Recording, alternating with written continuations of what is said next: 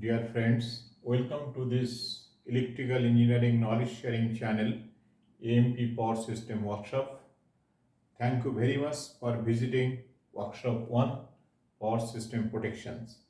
We have already completed 5 sessions under Workshop 1. Today we are on discussion of Session 6, Part 4. Part 1, 2, 3 on protection. Session 6 we have already completed, which is pertaining to the generator construction and its protection. Now, before proceeding to session, this part 4, that is for part 4, that is for your various protection functions for abnormal service condition.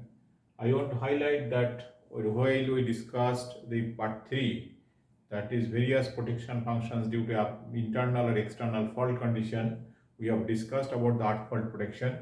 In the earth fault protection, we have discussed about the differential earth fault, restricted earth fault, then the overcurrent earth fault.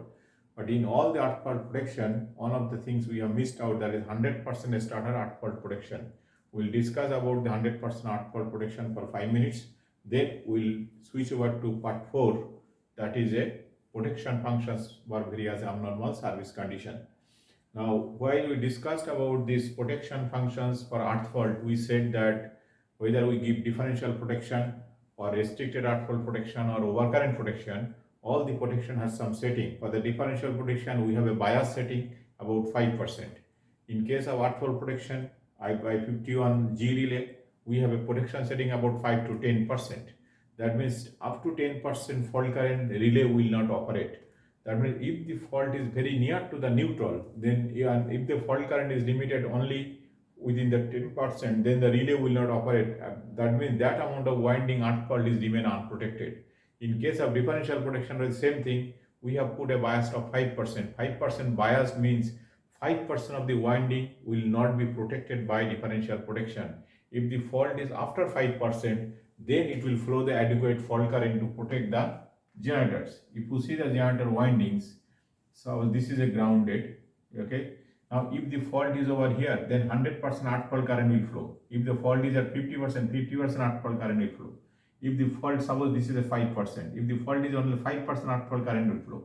Now if we put the relay, what the relay differential we have put it, if the setting is 7.5% bias, that means for 5% protection, 5% earth fault, 5% at the winding of 5% winding, if it got earth fault, then the relay will not operate.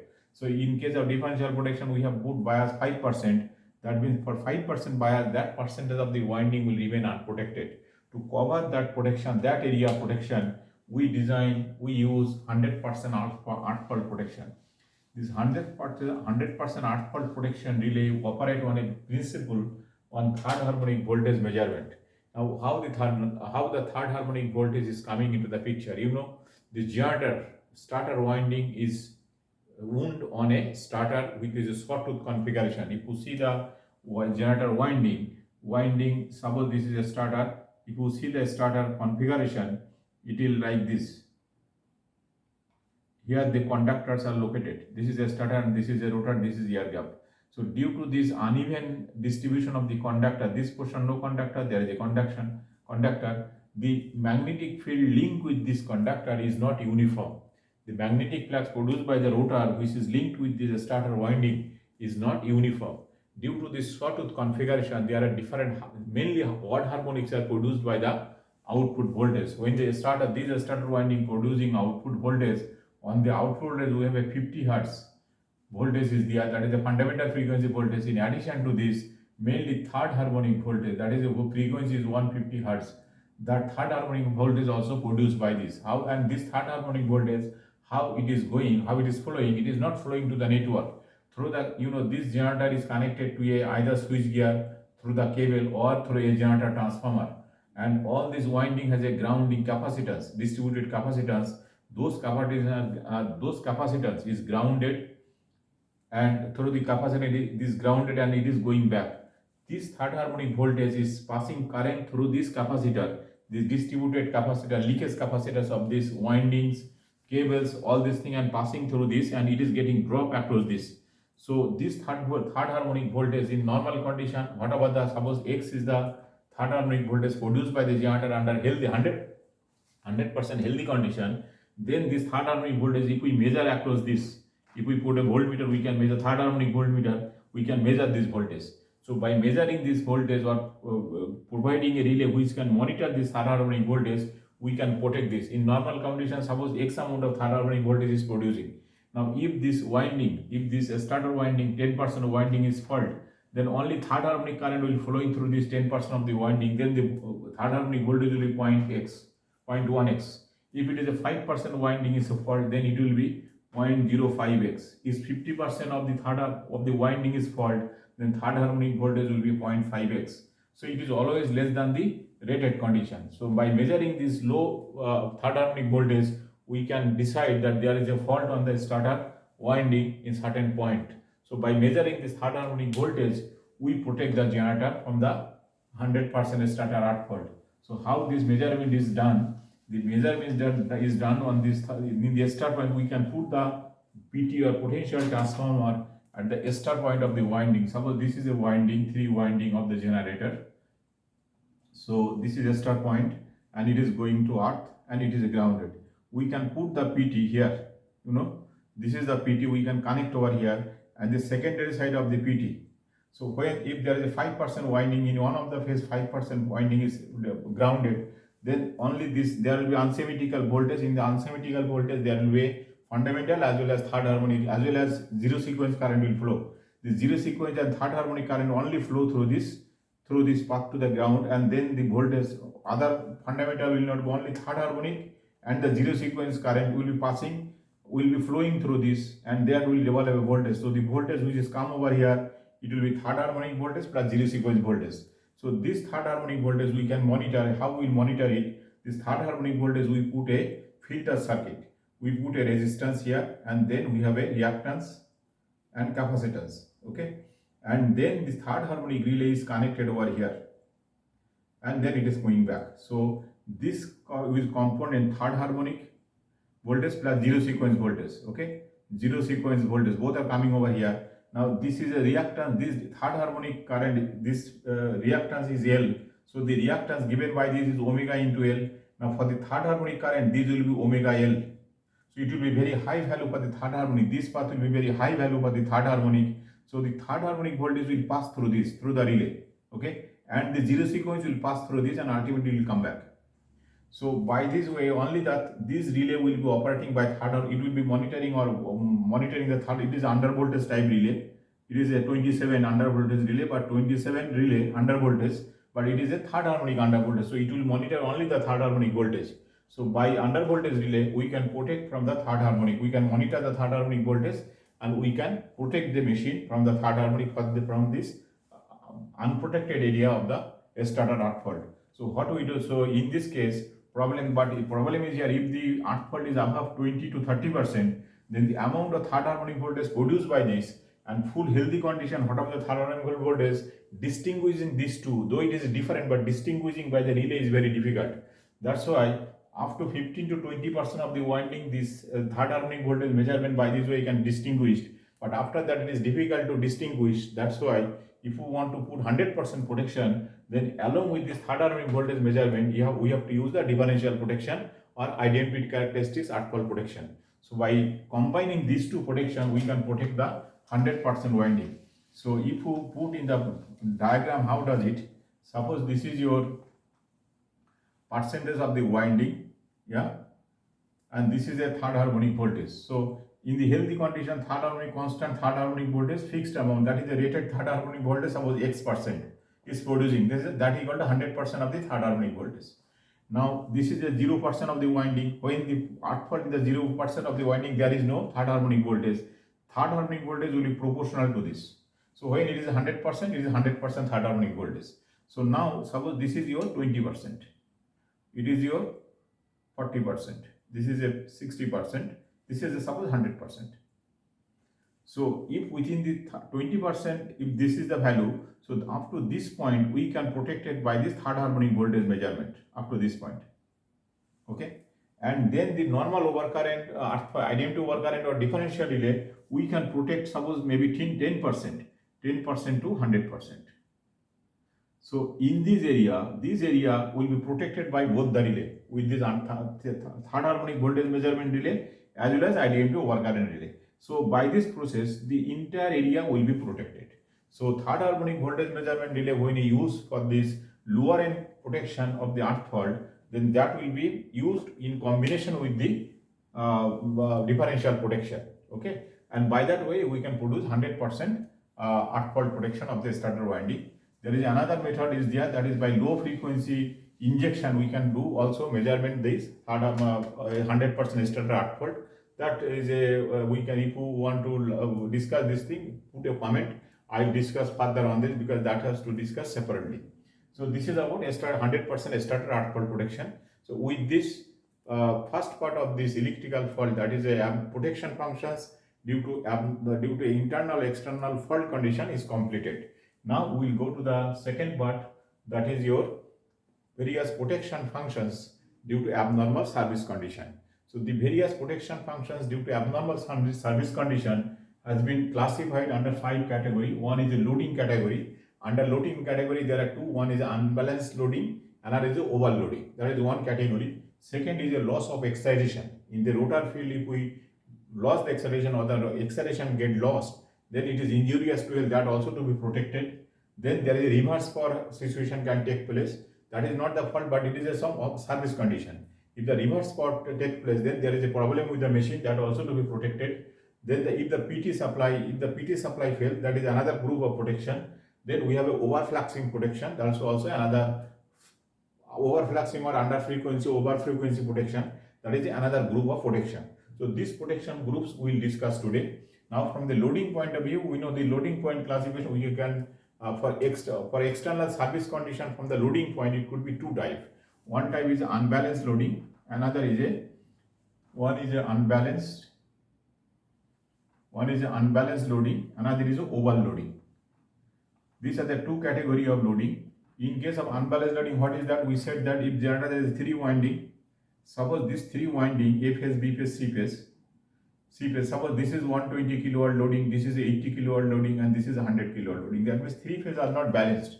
When this type of unbalanced loading takes place, in that case what will happen? The machine will be subjected to unbalanced current or unbalanced voltage. Unbalanced current, if the load is a current, unbalanced current means the machine will carry the positive sequence current, negative sequence current, as well as zero sequence current.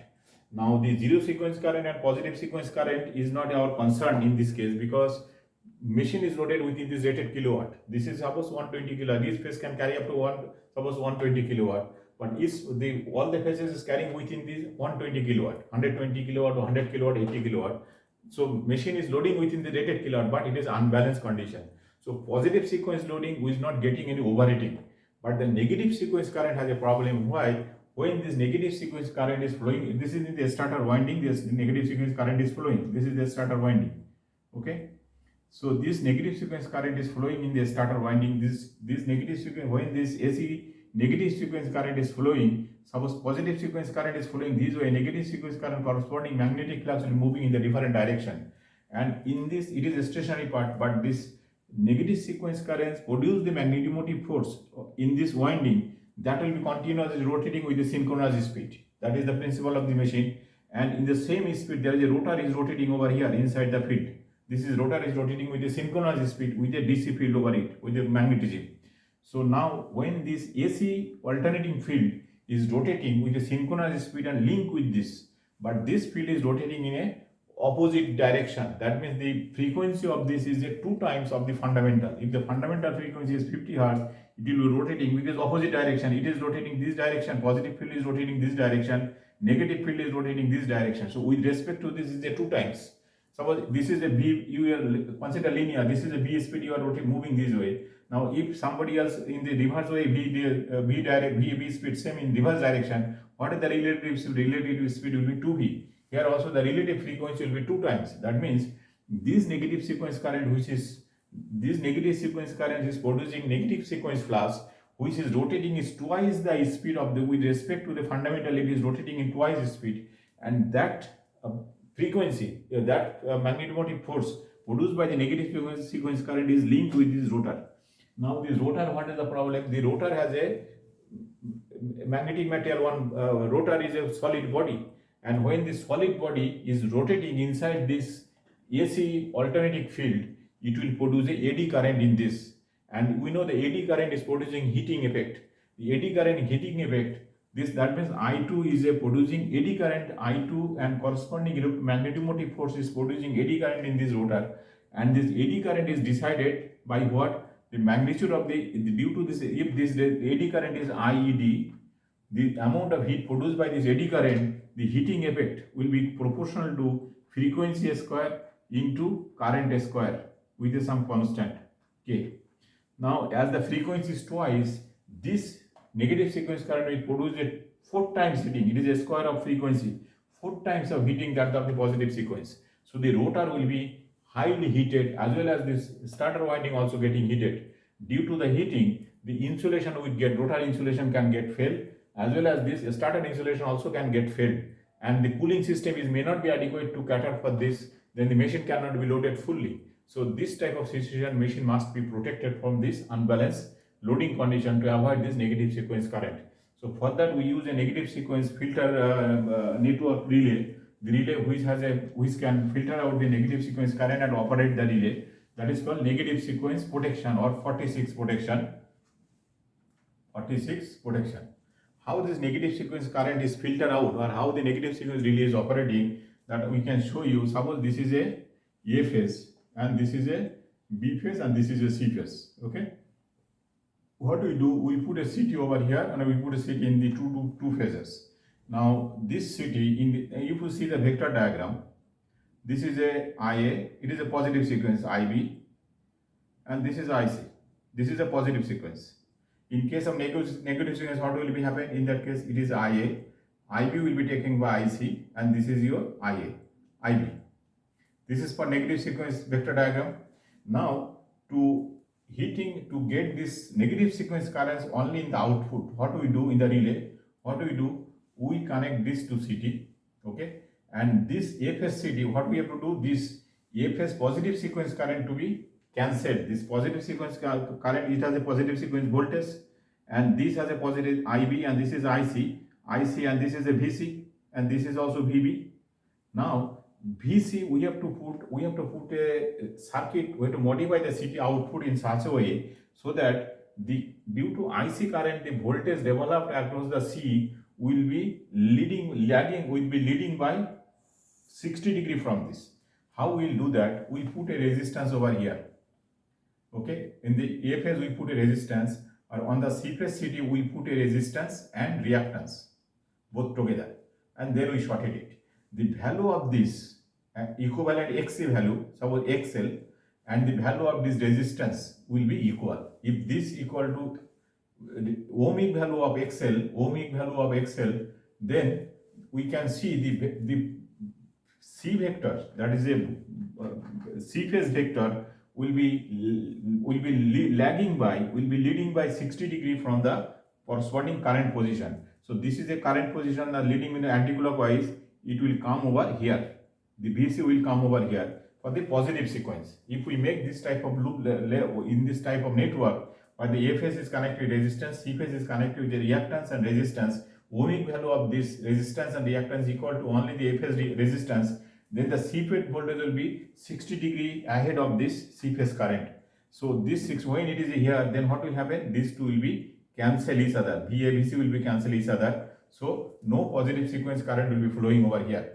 Then what will happen? And the relay will be connected over here. The negative sequence relay will connect over here. So no positive sequence voltage will be V, and VC net voltage will be 0 across this.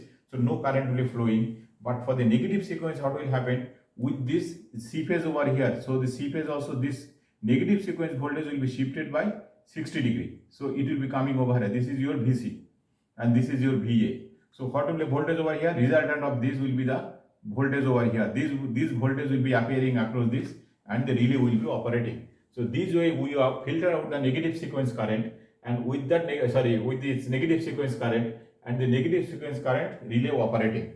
So this is the way we provide the unbalanced protection of this machine. Now to give the setting of this thing, we need to know how much unbalanced loading. Normally most of the machine it can about 8%, 8 to 10% of this maximum rating of the machine, it can withstand the negative sequence current. Okay, based on that, normally we provide the negative sequence protection. Now the value, the negative sequence heating effect, if you see, that is called K into I2 square into T. That is the formula of heating effect. Now the K factor for the various type of machine, K factors are different. Now K factor for the synchronous machine, because this rotor is heavy, synchronous machine K factor is maximum. K factor, it is if you put I2 equal to per unit value of the machine full load current and time is in second, then K factor for the multiple this pole machine, that is a multiple machine like the hydroelectric generator, for that type of machine K factor is about 30, more than 30, about 40. But for the cylindrical machine, the K factor is less. For the K factor, it may be for the cylindrical engine, if it is indirect cooling, it may be about 20. And for this, if you direct cooling, like hydrogen cooling, it may be only 10. Okay. And for the gas turbine, also the cylindrical machine, more or less slightly less than this. So this is the more or less K factor of the various type of machine, but we can get this K factor from the manufacturer when he purchases the machine. Based on that, we can calculate the capacity. Now, another point we want to highlight, every machine has a thermal withstand capacity, negative sequence current withstand capacity. If you see the negative sequence current withstand capacity of a machine for every machine, then the machine characteristic, it could be slide like this or it could be a straight like this. So this will be the characteristics of the negative sequence current of a machine. Now when we provide the relay has its own characteristics. Relay characteristics should be always below the machine characteristics. If this is the machine characteristic, the relay characteristic will be below this. So that at any, this is your negative sequence current and this is the time of withstand. Okay. So in any case, the amount of withstand, negative sequence current machine can withstand. This is the machine withstanding time. For this current, machine can withstand up to this time. Relay must operate before this. So this is the relay operating time. So relay will be operating within this time. So machine withstand time shall be more than relay operating time. So this way, this will be protected. Generally for the thermal withstand, this negative sequence current protection we give on alarm state. In the alarm state, it will be, suppose this is your trip state, then alarm state will be ahead of this. So we can select this setting accordingly so that it can give first alarm and then it will go. Suppose it is a maximum capacity for a particular I2 current, it can withstand 8% of the machine rating, then maybe 4% rating will give this alarm and 6% setting will give for the trip. So this is the way negative sequence current protection is provided for the unbalanced loading. Now next point is a overloading. Now overloading, machine can be overloaded any time. Now every machine has some overloading capacity. A machine can take up to 10% overload for 6 hours to 8 hours. The machine, suppose this is a machine overload capacity curve. So this point, this side is your time of withstand. This side is a I full load, percentage of the full load current. So now if you say this way, suppose this is a 100%, this is a 100% rating and this may be 110%. Okay. If you give the 110% setting, it will operate for a long time, then it will trip. This is the machine withstand capacity for the overload. Okay. If you give more and more overload, then machine will be, overloading capacity will be, time will be gradually reducing. Now a machine, so when you are loading the machine, that is due to external abnormal service condition during a startup of the generator, motor, or a startup of the transformer, generator can be overloaded. But that overload is a temporary overloaded. So from this we can find out, for a particular, suppose this generator is overloaded by 300% during motor startup. So 300%, how much time it can withstand? This amount of time it can withstand. If this withstand time, suppose this is a 10 second, okay? And motor can, if the motor can be started within 6 seconds, suppose motor can withstand the 6 seconds, so motor will take 300% overload capacity of the generator and it will be started in 6 seconds. So operating will be, so motor is in, that means generator is in safe. We can allow this thing. So this type of overload characteristics we need to coordinate with the generator to protect the generator. But if the overload continuously going on, then generator, it can, what will happen with the continuous overloading, it will be producing more heating and that generator is not designed for that cooling.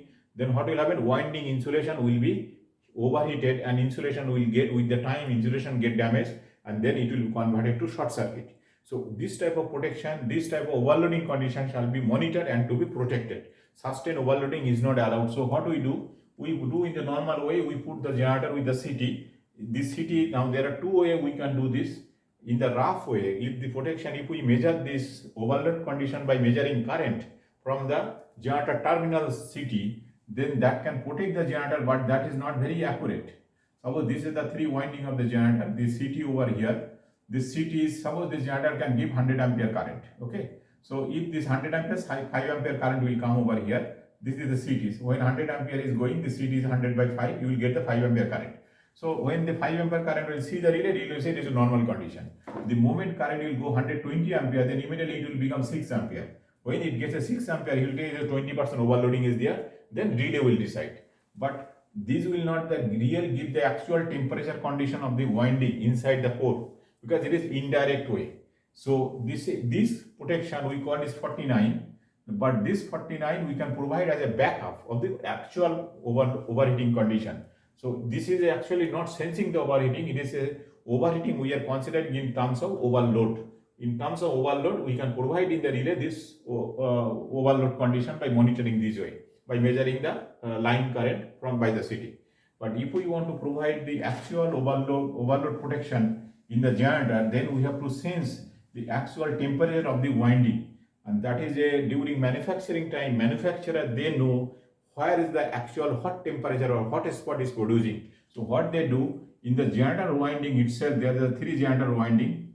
In the generator winding itself, within the slot, they put some resistance temperature detector. There are two detectors for each phase they provide. The two detectors they provide inside the winding in suitable location. This is a RTD, resistance temperature detector. You know, resistance temperature detector is a device whose resistance is increasing with the temperature. It is a positive coefficient. As the resistance temperature goes up, more and more resistance of the device gives. So this resistance is monitored from outside. This resistance RTD, we take the RTD probe, we put the probe RTD inside the winding. The lead wire is come in a separate junction box. We take in a separate junction box from here outside where all the RTDs are connected.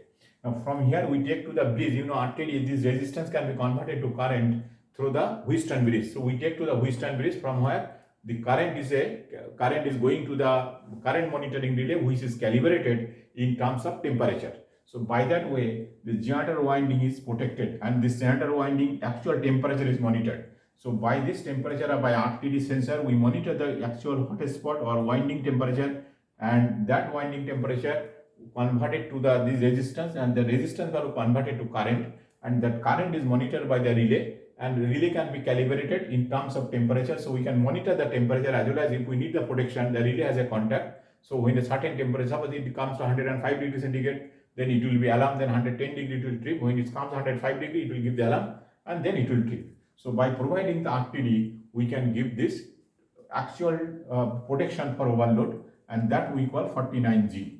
Okay. So when a generator is a big size, we have to give 49G for actual measurement of the temperature. In addition to this, we give the backup as a 49 by sensing the current from the line terminals. These are the overload protections. Now, next protection for the abnormal service condition is your loss of excitation. Now, why the loss of excitation protection is required? We have said before, what is the doing loss of excitation protection? Loss of excitation. Now, what is doing the loss of excitation? Loss of excitation is doing, what is the consequence of the loss of excitation? First, we have to understand.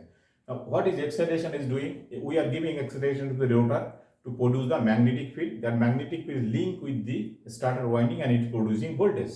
We have seen that as you give more and more excitation, more and more voltage will be produced.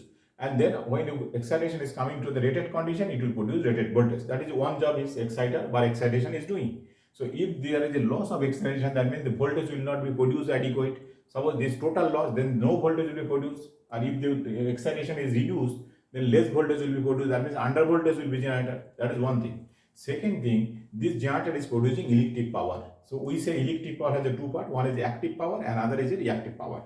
Active power is a kilowatt and reactive power is a kVAr, right? Now, kilowatt is producing who by active kilowatt by turbine. Turbine is giving the mechanical power, that is producing the kilowatt. Now, who is producing the kVAr? The excitation is producing the kVAr. So, excitation, generator excitation is responsible to maintain the kVAr. So, if we square this kilowatt square and kVA square, that will give you kVA, right? that is the square root. That is the kVA. So that is the apparent power. So kilowatt is coming by the turbine, by the shaft, by rotating the shaft, and kVA is coming from the excitation. So excitation has a two jobs. One job is to maintain the voltage, and at the same time to produce the required kVA.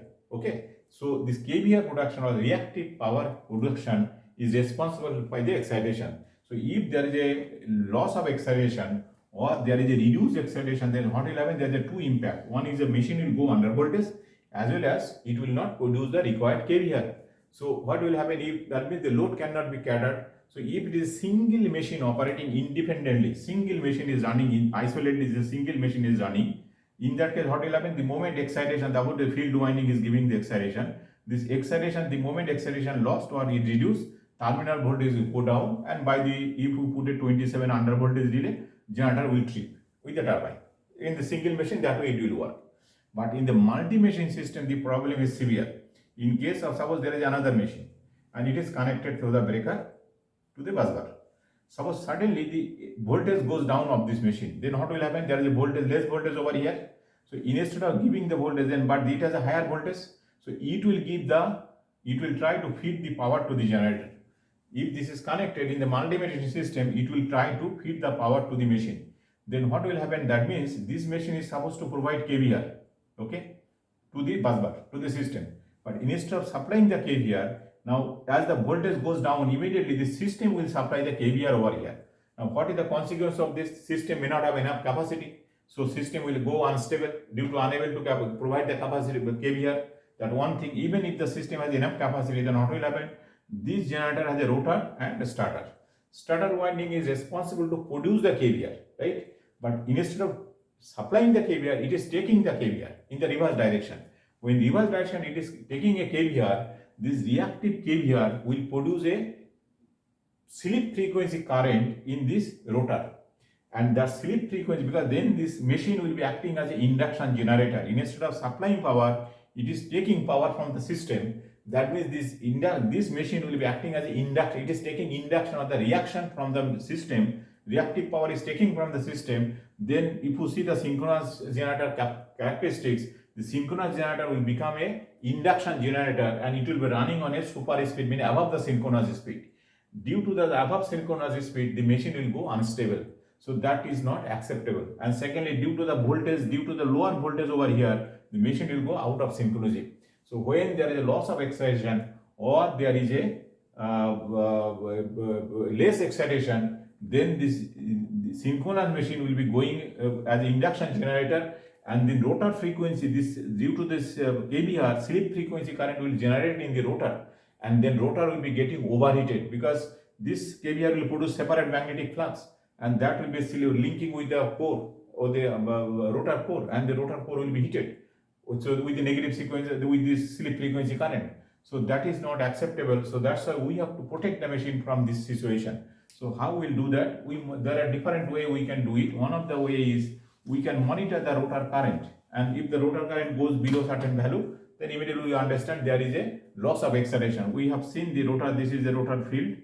It is going, suppose this is a field breaker, and it is coming from the DC generator or from this conversion of AC to DC. So this is a DC supply coming to the rotor. So what we can do, we can put a 37 relay, we can put a CT, I am talking about this thing afterwards. This is undercurrent relay. So if I put a undercurrent relay over here on the 37, suppose 37 we put over here undercurrent relay. This is the 37.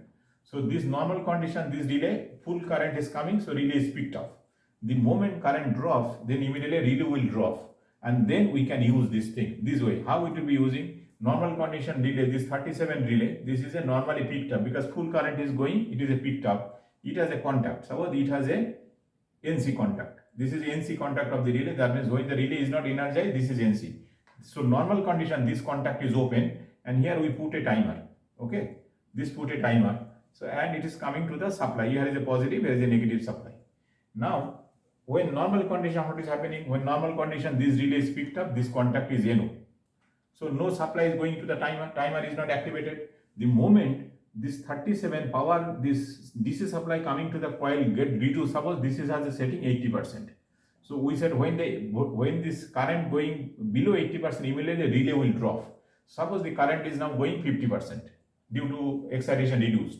When the excitation get reduced to 50%, immediately whatever the relay will drop. The moment relay drop, this contact come back to normal NC. Then the timer will pick up. This timer contact will connect to the breaker trip circuit. So breaker will trip. Okay, this breaker will trip, generator breaker also trip, and the turbine will take place. So this way, by monitoring the undercurrent condition in the rotor circuit, we can protect the machine. This is one way. Another way we can do the same. Another way we can do by measuring the reactive power KVR, reactive power going to the starter. So this is a three-phase. This is a three-phase winding of the generator. So we can put the CT over here, and then we can put the PT here. And this CT-PT supply we can take to the relay, and relay will monitor the KVR with the direction. So if we get the one CT with the other two PT supply, then it will be monitoring in a particular direction. When we'll see the KVR is going towards this is a system is connected over here. This is a system is connected. When we see the KVR going this way with a certain setting value, then immediately we understand that there is a loss of field. This is a field. There is a loss of field. That's why system machine is taking. This is a generator. Machine is taking reactive power from the system. So by monitoring the KVR flow in the machine, we can protect from the loss of excitation. That is another. It is a simple way to do it. And for a big machine, this is a not very defendable. That's why in the big machine, we do by the impedance relay. By providing impedance relay lenticular characteristics or better characteristics or circular characteristics, we can protect the machine from the loss of excitation. So in that case, it is a separate, we need to complete one class, one session for this. So if somebody want to know more about this impedance relay, how to loss of excitation is protected by impedance relay, please put a comment. I will then discuss in another session for that. But in a brief, we can tell you how it is protected. In the, if you see the RX diagram of the impedance relay, it is a X and it is R. The relay which are providing for this, for the loss of acceleration protection by impedance relay, that impedance relay has a two characteristics we take. One characteristic is like this, two characteristics like this. This is the impedance value, reactance value. Here, this big diameter for the alarm, we can take it. So this diameter of this will be equal to the synchronous reactance of the machine, XD, this diameter, and this will be divided from the x-axis by 0.5 XD dash, subtangent reactance. And the smallest diameter, it will be about 2 XD dash, yeah, approximately. And this, the periphery or the circumference from the base, from the resistance line, it will be about 0.75 XD dash. With this arrangement of the impedance relay characteristics, we can protect the machine when this machine impedance come within this area, then it will give alarm, and when the impedance come within this area, then it will give the trip, because machine impedance is not constant. Depending on the fault, machine impedance change. When the fault, we discuss about the decrement curve of the generator during fault. If there is a fault like this, initial stage, this is when the machine, when it is at the initial stage, fault current is very high. Then the fault current gradually reduces. In this area, the impedance value we call is a subtangent reactance. In this area, we call it tangent reactance. And when it goes to synchronous current, very high value of current for the fault, that we very low, current goes reduced, very low value of current, then we call it a synchronous reactance, which is about 200% maybe sometime. So that is the highest value of the reactance. And so by that, so when there is a fault in the machine or loss of acceleration, machine impedance moves like this way. Normally machine impedance lying on the first quadrant, okay. Machine impedance, normally healthy operating condition with 120 degree load angle, machine impedance operating on the first quadrant. But when the loss of acceleration takes place, machine impedance move gradually and it comes inside this circle. And then if it is here, then it will give alarm. But if it enter over here, it will give immediate trip. But we can discuss in a separate session. If somebody want to discuss about the loss of excitation protection by impedance relay, we can discuss separately. Okay. These are the three methods for protecting the generator from loss of excitation. The next point is the reverse power. Now, I already said what is the reverse power protection. Reverse power we call 32. Loss of excitation we call 40. 40 is the loss of excitation relay. Now, reverse power, what we said? Reverse power, that is a 32. Okay. Now, we said that turbine generator, there are two types of power producing by the generator. One is a reactive power, another is a active power. Now, who is producing the reactive power? active power. We have said turbine producing the active power. The turbine shaft, this is a turbine shaft, is coupled with a generator shaft. This is a generator shaft. It is coupled by voltage or directly coupled.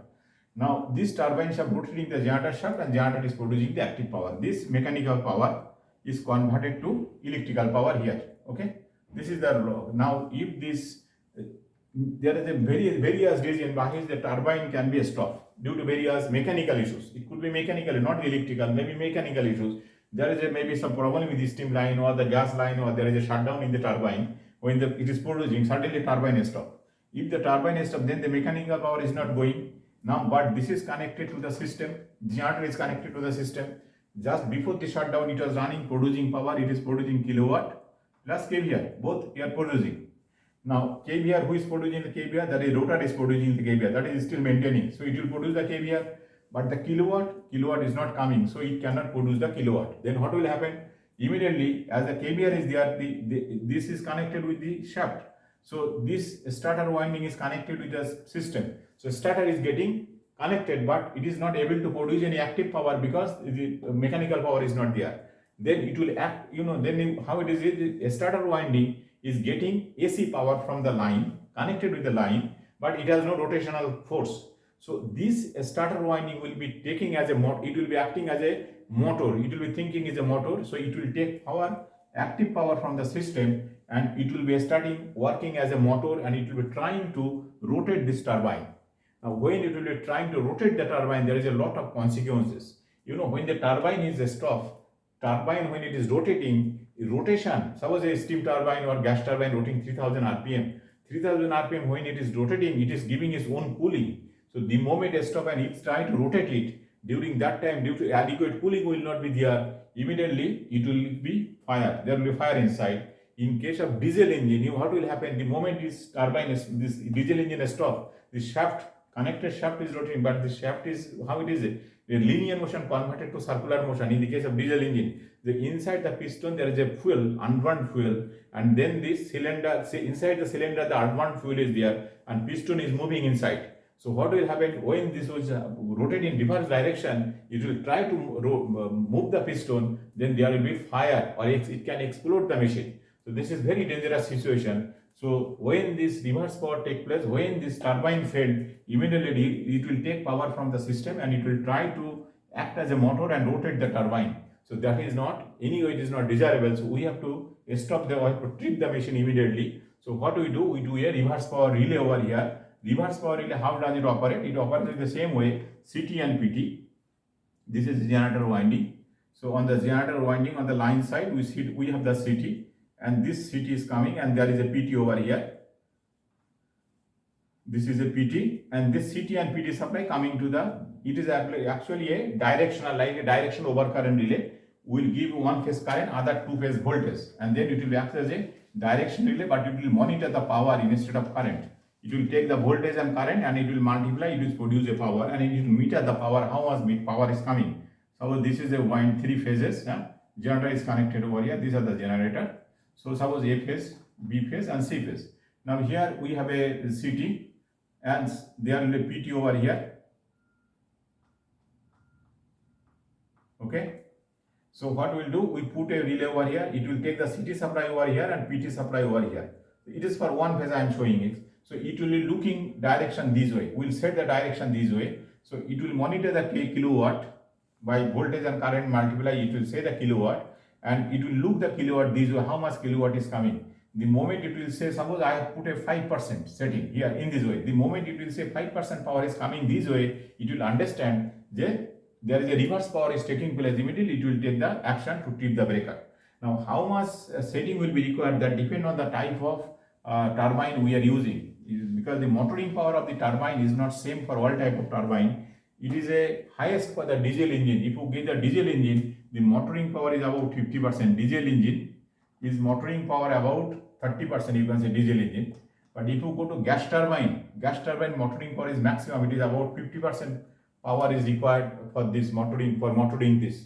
For in the steam turbine or the steam turbine, it is very less, it is about 20%. Or 10, even less than 20, 10% is enough. It depends on the split type shaft. This turbine has a split shaft or it is a common shaft. If it is split shaft, it may be 10%, for the common shaft, it may be 20%. So this type of power required for this turbine to rotate in reverse direction. So we have to put the reactive reverse power relay in such a setting so that this motoring power at least 4 times of the setting value. Suppose the motoring power of the diesel engine is 30%, we will give the setting maybe 7.5%. So we will give about 7.5% of the motoring power. This way, or in case of gas turbines, about 50%, we will give 12.5% setting for the reverse power. So this way we provide the reverse power protection to avoid this abnormal operating condition. Then next point is your PT supply failure. We have discussed before that there are various protection functions which need the PT supply. Like we have discussed reverse power, it needs a PT supply.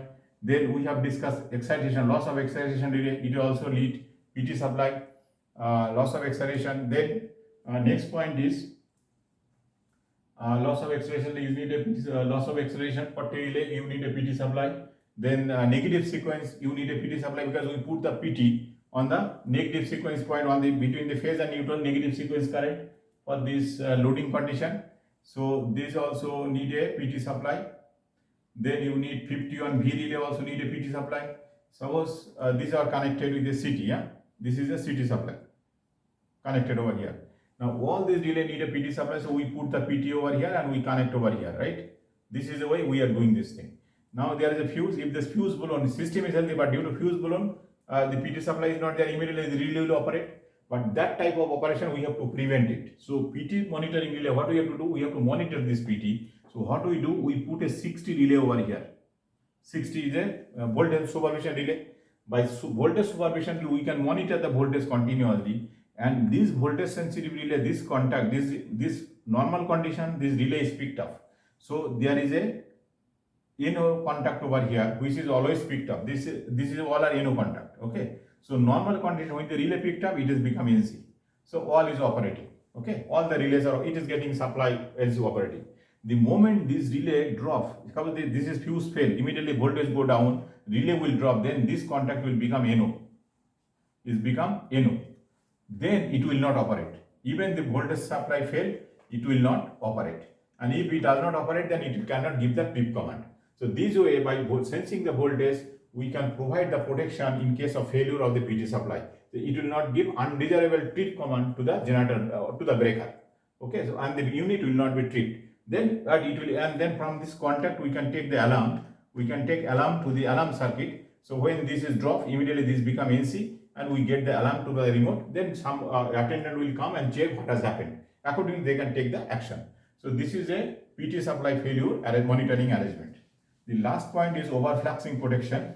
So overfluxing protection, how we do that? Overfluxing, when it happens, we have already discussed that when the generator load is suddenly thrown off due to turbine failure or due to abnormal operating condition, if the generator is thrown off the load, rejection of the load, then immediately generator voltage goes up. That is one of the occasion we said. Now when the generator voltage goes up, then what will happen? It will give a over voltage condition to the generator transformer, or it can go, when over voltage means what will happen? It will produce, how over voltage comes, we have seen that voltage come from the rotor, from the DC field. So to produce high voltage, rotor has to give more excitation. That means a rotor is giving more excitation to the machine. So it may happen the amount of over voltage takes place, and that cause the core saturated totally. Then it cannot give further over voltage condition. So during over voltage condition, generator rotor core can be saturated, and that if this is getting saturated, then it will be heating away from the rotor. That is one of the aspect. Second point is, when this overfluxing take place, then under the overfluxing condition, another thing can happen. You know, this frequency, when the load thrown up, machine will go over speed as well.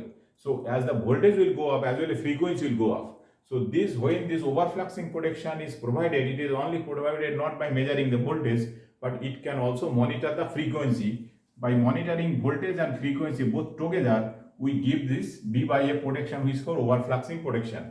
When the V by F ratio goes up to certain point, above the certain point of the machine, then we provide the tripping command. What is that value? Normally 5% of this rated condition, 1.05 per unit.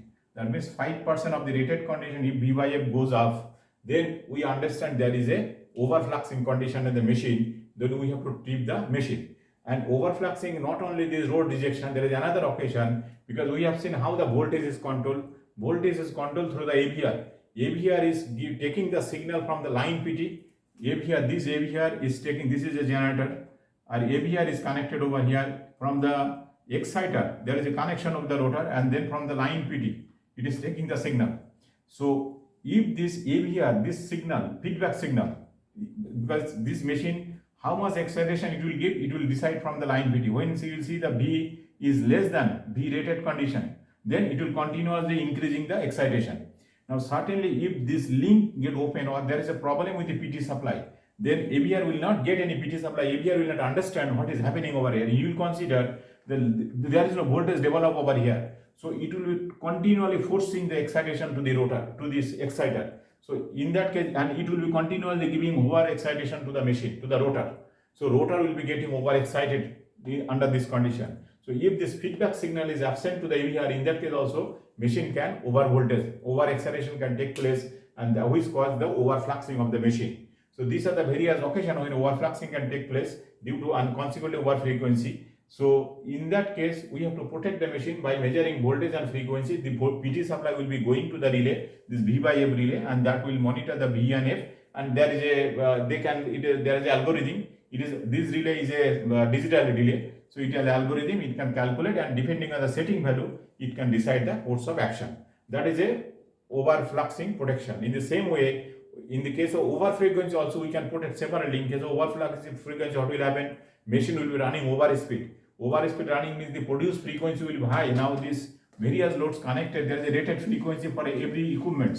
So all this thing will be subjected to the higher speed, and that may damage to the machine mechanical system. As well as this high frequency voltage cannot be taken by the load. Load is also getting overheated because a lot of effect frequency, depending on the frequency, a lot of heating effects are there in the machine. So higher frequency means it may not able to cater for this to the load. So that is one of these problem. In the similarly, if the frequency goes down due to rotor, due to turbine is rotating in lower speed for any reason, then it will be producing lower frequency voltage. That voltage also we cannot use it. So in all occasion we have to protect. So when we need to protect separately from the frequency, we use under frequency over speed, or under frequency under speed, or under frequency. These two protection we can give, and accordingly when it goes to under frequency can happen, and this is one of the point we provide this protection. So under frequency can happen in another occasion. Suppose there is a heavy load on the machine, the capacity of the machine is load is more than that, then machine will go under frequency. In that case, we have to protect the machine from the under frequency condition. And another point, suppose the machine is connected to the grid. Suppose the generator is, this is a generator is connected over here, and there is a grid connection with other. This is a grid connection. Now there is severe fault on the grid. If the severe fault on the grid, then this generator will try to feed the power to the grid, and it does not have that capacity. Then the machine will go under voltage, immediately under frequency. So in that case also we have to protect. We have to give some time to recover from there by the governor. If it cannot, then we have to treat the machine by sensing the frequency. So under frequency contact will treat the breaker. So this way we have to protect the machine from under frequency condition. These are the various protection we discuss.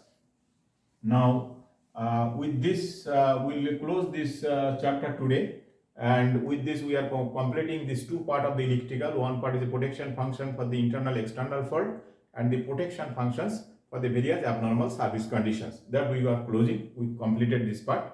Now I will be taking another part to complete this generator protection. In that part we'll discuss slightly about the mechanical problems, and then we'll discuss about the various protection schemes depending on the various size of machine. So for what rating of machine, what type of protection we should provide, that basic idea we'll try to discuss in the next part within this week, and then we'll close the generator protection chapters, or discussion on the generator protections. So thank you very much for all of you, for helping us to discuss these protection functions, and sharing this discussion to you and your friends. Thank you very much.